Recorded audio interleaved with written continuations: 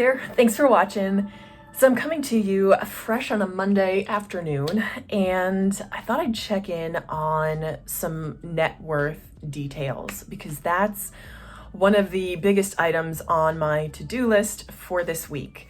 So this is actually part of my 12-week year goals, and it's really just one action, but I've kind of been debating over how to take this action and what to do with it. It's not that big of a deal, but it's potentially, I don't know, it's a potentially larger detail, whatever. Okay, so here's the deal. This is in regard to an IRA that I have. So this was an old 401k that rolled over into a custodial IRA, ARP, from a company that I worked at previously. So I looked into this, and it's one of those things that, like, in the back of your mind is there. I was at that company for 2.5 years, so there was some income, there was some value to it, but I wasn't sure exactly how much. So last year, at the advice of a friend, I looked into it, and there was about $4,300 in this account, which is pretty decent, pretty sizable. So, but it was just sitting in the account in cash value only. It wasn't invested in anything. So it wasn't making, and in fact it was losing because they were charging me like a yearly fee to hold the money. So I'm like, let's change that now. So I just dumped everything into an index fund, into the Fidelity Investors. Let me check, see which one it was. I don't know if I can find it. So I'm looking at it right now. It is in Fidelity. It's in a Fidelity account fund. Fidelity 500 Index Investor Fund, which is FXAIX. And the thing with that is the fees are not great. So my plan is to move this IRA, it's a custodial IRA, from the account holder where it is. The company's called Millennium Trust. So move it from Millennium Trust into either one of two places. So I either put it into Fidelity itself, and I've already opened up a Fidelity account. I haven't funded that Fidelity account yet, but I've opened it up. So I either move it there, or I move it into JP Morgan, which is where I have my regular banking. I have my day-to-day banking in Chase. So here are the pros and cons to each. So with Fidelity, I could just keep it in that index fund, a Fidelity IRA.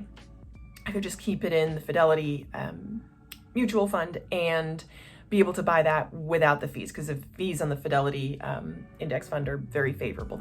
They're almost non-existent. So that would be the pro to putting it in Fidelity. The pro to putting it in Chase is that at a glance, if in the future, as I am looking to potentially buy property at some point, if I go to Chase to apply for a mortgage, they would be able to see a larger portion of the assets under management that I have. Now it's going to be like $5,000, so it's not a huge amount, but it's significant.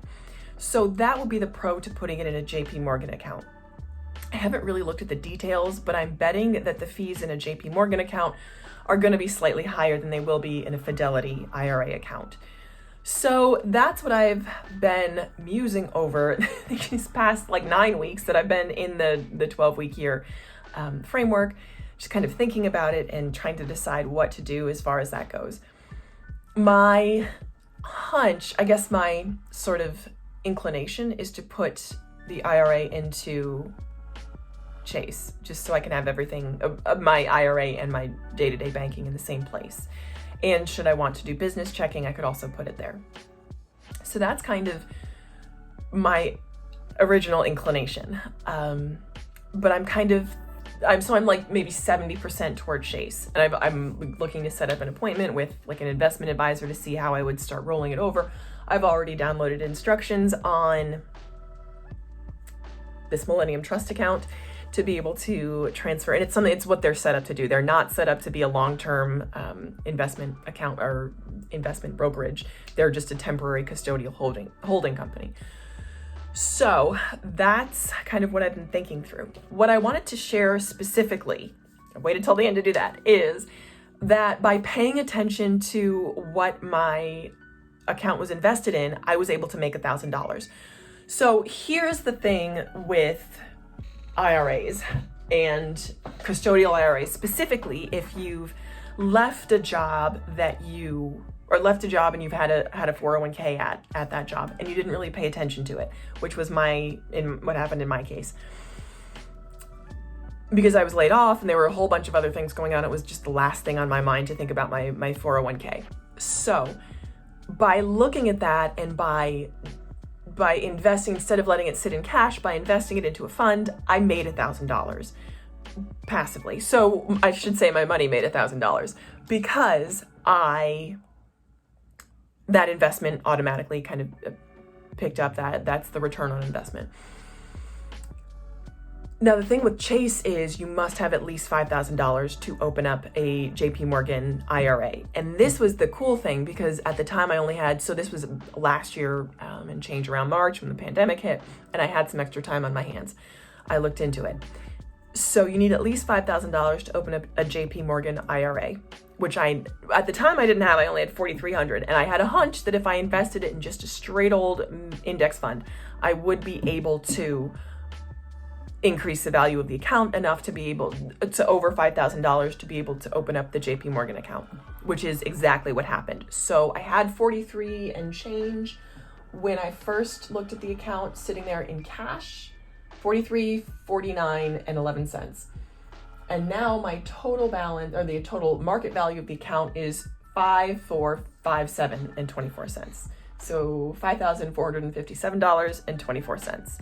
So I now have enough to open up that JP Morgan IRA, which is really exciting to me because my money made money and I didn't have to do anything. So what did my money make? It made again, about $1,000. So that's really encouraging to me.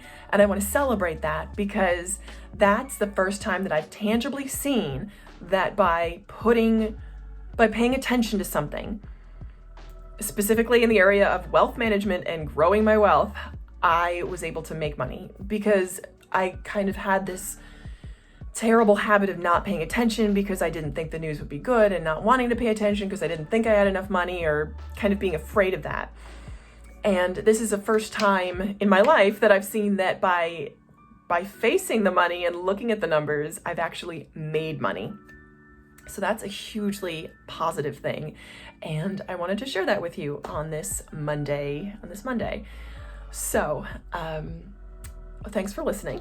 And if you have any kind of advice on moving a custodial IRA into a regular IRA brokerage, I'd love to hear. If anyone has experience with JP Morgan or Fidelity and would advise one or the other, I think, again, talking it out, I'm probably more toward 80% putting it in JP Morgan and then opening up just a separate brokerage account with Fidelity so I can buy some of that VTSAX that everyone's talking about. It's got those great fees. That's kind of my inclination. But if you have any kind of advice or experience either way, I'd love to hear it. So thanks again so much for watching and hope you'll keep watching. Bye.